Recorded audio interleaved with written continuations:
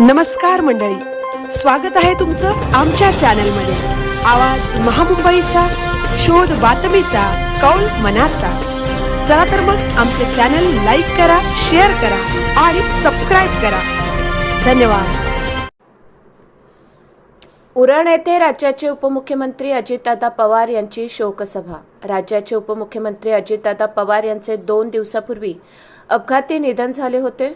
उरण राष्ट्रवादी काँग्रेस परिवार व महाविकास आघाडीच्या वतीने भोईर गार्डन येथे शुक्रवारी दिनांक 30 जानेवारी रोजी शोकसभेचे आयोजन करण्यात आले होते। या शोकसभेस राष्ट्रवादी काँग्रेस शरद पवार गट, महाराष्ट्र प्रदेश उपाध्यक्ष तथा नगराध्यक्ष भावनाताई घाणेकर, महाराष्ट्र प्रदेश काँग्रेस सरचिटणीस मिलिंद पाडगावकर, शिवसेना उभाटा रायगड जिल्हा प्रमुख तथा माजी आमदार मनोहर शेठ भोईर, माजी आमदार बाळाराम पाटील, शिवसेना उपजिल्हा प्रमुख नरेश रहाळकर, सामाजिक कार्यकर्ते संतोष पवार, शिवसेना नेते गणेश शिंदे, बळीराम ठाकूर, किशोर ठाकूर, गणेश नलावडे, जईद मुल्ला, आनंद भिंगारडे, मंगेश कांबळी, नगरसेविका नगरसेवक, महाविकास आघाडीचे कार्यकर्ते, राष्ट्रवादी काँग्रेस शरद पवार गट कार्यकर्ते यांच्यासह सामाजिक कार्यकर्ते मान्यवर उपस्थित होते। सर्वांनी यावेळी अजितदादा पवार यांच्या जीवनातील विशेष किस्से सांगितले।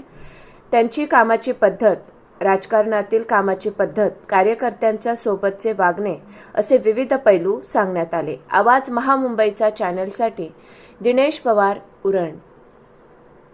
राज्यभर फिरायचे, परंतु शेवटची सभा बारामतीत घ्यायची आणि लाखोंच्या मतदानाच्या संख्येने दादा निवडून यायचे। हेच ते दादा होते। हा तो विश्वास त्या जनतेवर होता, त्या लोकांवर होता प्रत्येक। परंतु सिंधुताई सपकाळ नेहमी म्हणत असायच्या की या महाराष्ट्रामध्ये जर मोठं व्हायचं असेल तर मरावं लागतं। आज माणूस असताना त्याची खऱ्या अर्थाने किंमत नसते, परंतु ही किंमत ही माणूस गेल्याच्या नंतर कळते। हे संबंध महाराष्ट्राने काल अनुभवलेला आहे। तरी कधीही कचलेले पाहिलेले आम्ही बघितले नाही। अनेक पक्ष फुटले, अनेक प्रसंग असताना आम्ही जवळून साहेबांना पाहिलं, परंतु साहेब कधी खचतच होते। परंतु संपूर्ण बारामती असेल, अखंड महाराष्ट्र हा अश्रूने न्हाऊन निघालेला आम्ही पाहिला। जाताना फक्त हाच प्रश्न निर्माण झाला होता, आदरणीय पवार साहेबांच्या मनाला काय वेदना होत असतील। आणि जेव्हा साहेबांना आम्ही तिथं गेल्याच्या नंतर पाहिलं, तेव्हा आमचा असलेला सह्याद्री हुंदकेत येत असताना आम्ही पाहिलं। तिकडे गेल्याच्या नंतर जेजुरी असेल, इंदापूर असेल,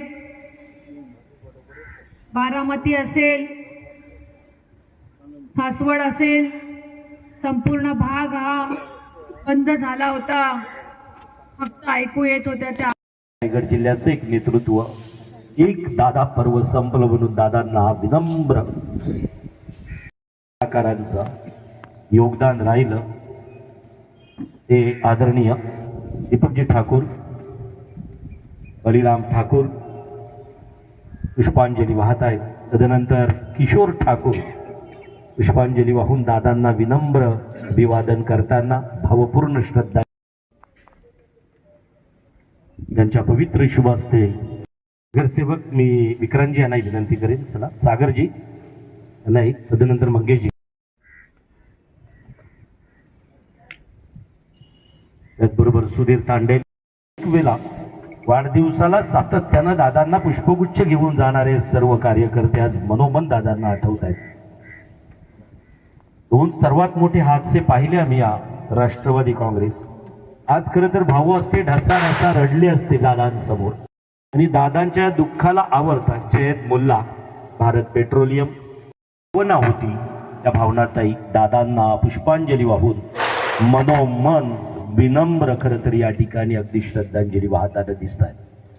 तदनंतर मिलिंद पाडगावकर, काँग्रेस पार्टीचे रायगड जिल्ह्याचे नेतृत्व, दादांना